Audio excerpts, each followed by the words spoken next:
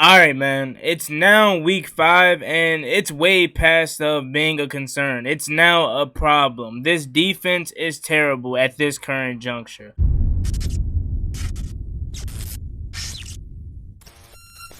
So while editing this video, news has broke that the Washington football team has signed kicker Chris Blewett to the practice squad. They also are calling up Jordan K and Danny Johnson to the active roster. Chris Blewett is going to be on the practice squad, and hopefully this lights a fire under Dustin Hopkins, and hopefully this can get his act together. As far as Danny Johnson, that's just going to be some more depth to possibly replace Torrey McTyer. Same with Jordan K, just depth to, replace John Bostic. So enjoy the rest of the video, and hopefully Dustin Hopkins can get his act together. YouTube, what's going on? It's Juan Gotti here with another Washington football team video, and in today's video, I'm coming on here to bash this defense because, like I said, it's way past now being a concern. It is now a problem. And in this last game versus the Atlanta Falcons, although the defensive line still isn't what we want it to be and we expected it to be coming into this season, last game really showed me, yeah, they play a problem in this defense being bad. But it's really that secondary. That secondary is so terrible at the moment, and it's ridiculous because of all the talent we have in that secondary. Kendall Fuller, William Jackson. Even though I don't like Landon Collins, Bobby McCain, they're all talented. And my guy Cameron Curl, who needs to see the field more. He's been our only consistent guy for real. You know what I'm saying? And Benjamin St. Juste, and he got hurt last game. And he's been our most consistent corner. And that's sad to say because the guy only played in 3 NFL games. He's a rookie, and he's our most consistent corner. Not our $14 million man, not our $10 million man that's making all the big bucks. They're not our consistent corners. It's the rookie. Shout out to Benjamin St. Juste, but this defense as a whole has been a concern. Last week, the defensive line, again, did not perform to expectations, but they aren't the biggest problem on this defense. They're probably the most let down because of all the hype, but they're not the biggest problem. It's that secondary, and I'm going to show you guys a clip of Bobby McCain. You know that touchdown pass that Matt Ryan threw to Cordell Patterson, and he was just wide open, not a Washington jersey in sight. The film on Twitter, posted by, I want to say, John Keim, it has Bobby McCain going to the underneath route, which was Calvin Ridley, but it was already 3 white jerseys right there, so there was no need for him to go over there. And the crazy part about it, he didn't even go over there. Again, you are going to see the clip. You would think he would try to run to Calvin Ridley, but he didn't even go over there. He literally covered grass. It was nobody over there to where he ran. I don't know how he got pump faked out. I said, hey, bro might be on some drugs, because what are you covering? He literally didn't cover anything.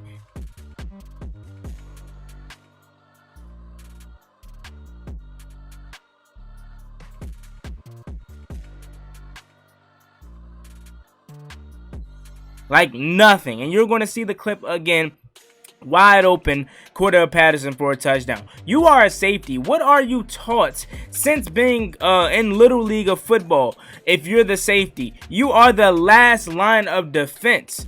You know what I mean? So you're not going to try to stop the underneath route, especially if it's already 3 white jerseys right there when you know they have a post over top and you're the last defender. That's just simple football, and he fails to realize that, and he gave up a wide open touchdown to Cordell Patterson, who tore us to shreds. He tore us to shreds. And again, why isn't Cameron Curl seeing the field more? I just don't understand it. The guy had a phenomenal rookie year, and he's on a pitch count or something. Like, come on, man. You got to have Cameron Curl out there. I know Bobby McCain had a bad game. And Landon Collins did too. God, he's awful. But I need my 2 safeties to be Cameron Curl and Bobby McCain. I cannot have Landon Collins out there at playing safety. You know what I'm saying? So it's very frustrating because, again, it's so much talent in that secondary. Must I name again? William Jackson, Kendall Fuller, Ben St. Juste, who's really excluded because he's been really good for us. Bobby McCain, Cam Curl, Landon Collins. Torrey McTyer showed flashes, but unfortunately he's hurt, so we're going to have to tap into some of that depth Danny Johnson may have to get called up. We may have to sign somebody or something like that. You know what I mean? It's frustrating because, again, this defense as a whole had so much expectation and they are just letting us down. I said it. I said in my preview video, if this Atlanta Falcons offense, who was averaging 16 points coming into this game, if they drop 30 points on us, this defense is officially terrible. And I don't want to hear, oh, you're wishy-washy, you're a bandwagon, but I don't want to hear none of that stuff about me bashing this defense because, again, I'm a fan, I'm a realist, and I call it how it is. We all drunk the Kool-Aid. There's not a single soul out there who didn't drink that Kool-Aid, who didn't say this defense wasn't going to be good. And maybe I shouldn't say there wasn't a soul. Maybe there was someone that was smart and said, oh, they didn't play no good quarterback. So I don't know if I want to say this defense is top tier. So if you are one of those people out there that said that, hats off to you because you saw it. But for everybody else, we drunk the Kool-Aid. We thought this defense was going to be it. And again, it's only week 5. And it's still a lot of time to turn it around. But this is way past the concern. This is a problem. Jack Del Rio. A lot of people want to blame Jack Del Rio. And I understand it. I get it. I've been one to come on here and critique Jack Del Rio. But plays like Bobby McCain, that's not Jack Del Rio's fault. And you wonder why he doesn't do exotic blitzes or leave his people on islands much. Because he's like, if you can't run a simple cover 3, why would I draw up an exotic blitz or put you on an island? You can't run a simple zone. Matt Ryan shredded us, man. He shredded us for 4 touchdowns. Not even just 4 touchdowns. This dude had some rushing yards. You know what I mean? And it's like, you allow Matt Ryan out of all quarterbacks to kill you with his legs. And I don't mean like literally kill you, but it's just certain plays where it's like, if you don't tackle him, man, he barely can move. And he picks up 4 yards or 5 yards. And 4 yards, 5 yards is like 10 yards to Lamar Jackson when you're trying to get Matt Ryan, if you can connect what I'm trying to say there. This secondary has to get it together. And back to Jack Del Rio. You guys asked for blitzes. He gave you blitzes. Still couldn't get there.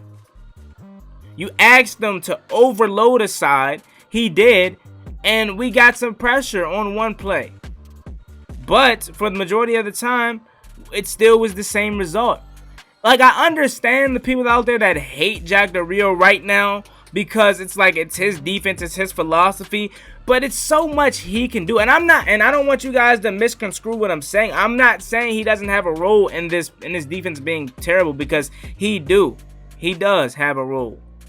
He sees what's on film. He's the guy that should be telling them what they should be doing right instead of what you're doing right now, which is wrong. But all he does is call the plays. He doesn't go out there and perform. Again, Bobby McCain, that's not Jack Del Rio's fault. William Jackson passing the receiver off to Landon Collins, that's not Jack Del Rio's fault. William Jackson getting burnt, that's not Jack Del Rio's fault. Kendall Fuller getting burnt, that's not Jack Del Rio's fault. You know what I'm saying? Again, he does have some blame in this, but for everybody that just want to call for Jack Del Rio's head, it's not all him. It's everybody on this defense, from the D-line to the linebackers to the safeties. And God, the linebackers. We want John Bostic off the field as a starter, but this isn't what we asked for, or this is what I didn't ask for. I wanted to see this guy as a backup. But now he's out for the whole season with the torn pec. So now we're going to start tapping into this depth, and this linebacker depth is not really good. Behind Khalil Hudson, they have Jordan Kay and David Mayo. You don't want to see David Mayo playing linebacker. I'm telling you that now. So we got to pray that Khalil Hudson stays healthy for the remaining of these 14, 13 games. That's what's left, however many's left. Plus playoffs, because I'm hoping we make the playoffs.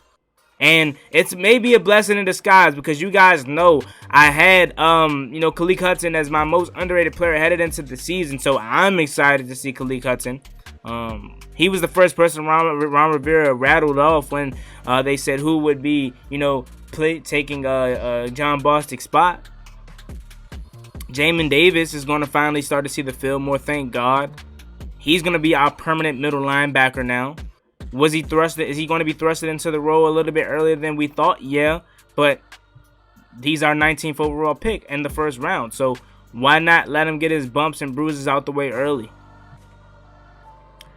It's frustrating, man, because we're fans. I'm a diehard fan, man, and we had all these expectations for this defense, and it's just such a letdown, man. It's just like the roles have reversed. Do you remember last year?